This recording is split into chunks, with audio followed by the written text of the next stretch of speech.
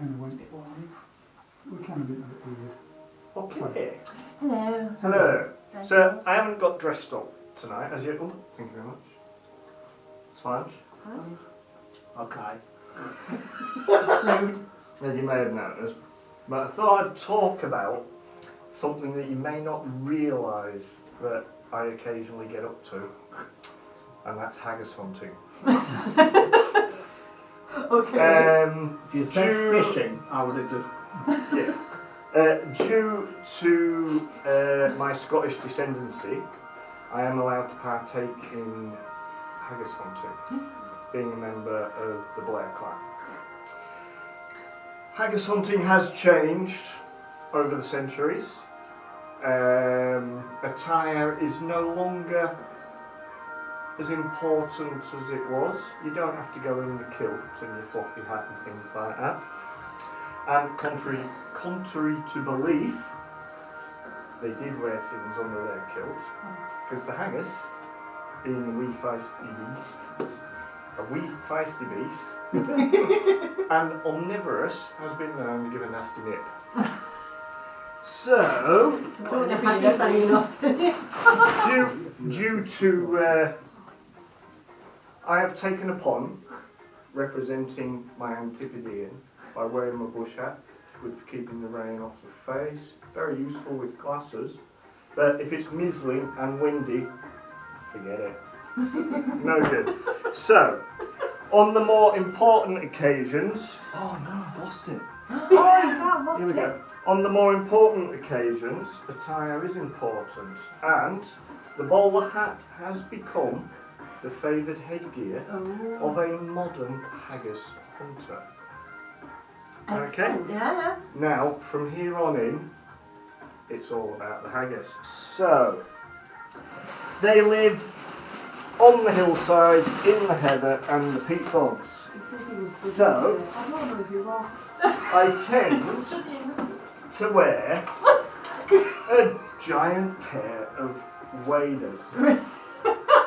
Because you need patience hunting haggis. You might spend a lot of hours stood up to your, not quite neck, in a peat bog, waiting for signs. Front pockets are an advantage for your hip flaps, which makes waiting for the haggis a much more bearable task. Excellent. On a dry season, well, these will do, but you never know. You might fall in, find a default. So there you go. Don't pocket on your Plenty of room for thermals if the weather is a little inclement. Oh shit.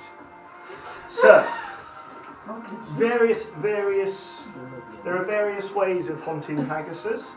I tend to wear a camouflage jacket with lots of extra hip flask pockets, because, as I said, it could be a long way.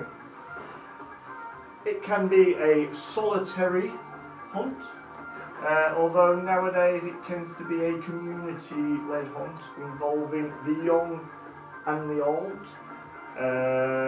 The old will lay wooden traps around the hillside, disguising them, leaving the entrance open, while the young all encircle the bottom of the hill and act as beaters, scaring the haggis. So, the haggis will run from the noise, get spooked by the elders on the top of the hill, find a hole to dive in the trap, sorted. The easiest way to dispatch a haggis is a club. Usually the bigger the better, but then again you do have to carry it a long way, so small and light is handy. So we have two types of haggis.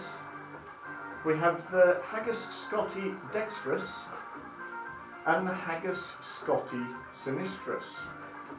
Okay. How can you tell the difference? Depends on which way around the hill they're running. The dextrous haggis likes to run clockwise around the hill, and therefore its legs are longer on the left-hand side than the right-hand side. Whereas, obviously, the sinistrus likes to go anti-clockwise and therefore has longer legs on the right-hand side rather than the left. Makes sense. So, solitary haggis hunting. Yeah. bit hard work, not as much fun, but can be quite enjoyable. One way is to tempt the wee buggers out.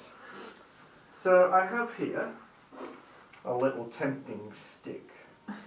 I'd like to refer to the early statement where you said you'd lost it. Tempting stick. So here we go. As they live in burrows, I tend to use a nice piece of jute string, which once wet blends in with the surroundings, because you do find that a tough bit of nylon will get a bit shiny when it gets wet, and the haggis doesn't want to know. The other advantage of your bowler hat is your bait. Although omnivorous, they are partial to a very fine piece of heather. So, there we go. You then dangle this in front of the hole, and as the haggis comes out to sniff the heather, a quick is all that's needed. And I've found the best thing for it is not a big fishing hook, but a curtain hook. So all I have to do is just catch it under the nostril. As long as I keep the line tight, it cannot get away. Oh my It is not fishing per se, but it is still fishing. So on those wet and windy days, a good haggis hunt can be useful. I'll just replace my heather because this is a formal occasion. There we go. So, the nets. Nets can be anything. I use, believe it or not, a fishing net as well.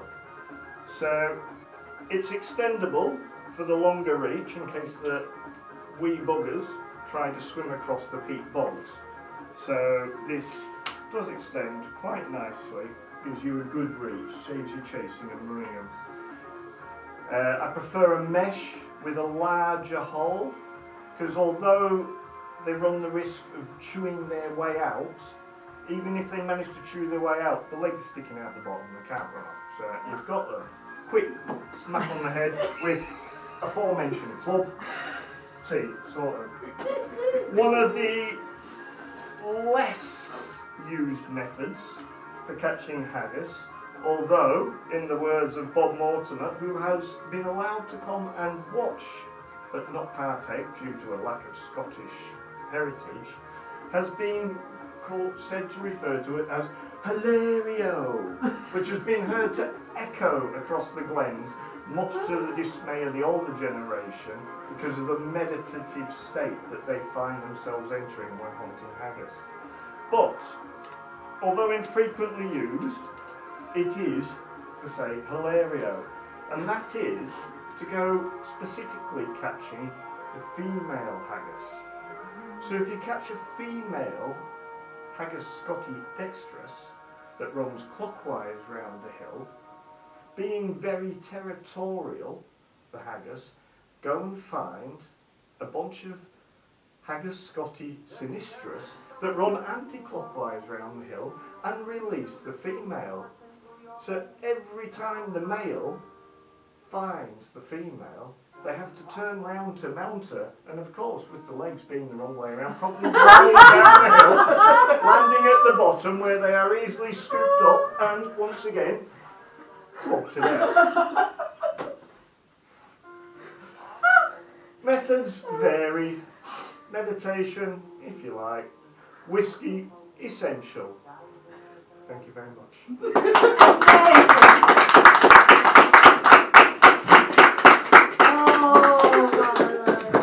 So what are you doing? Oh my God, Doug, thank you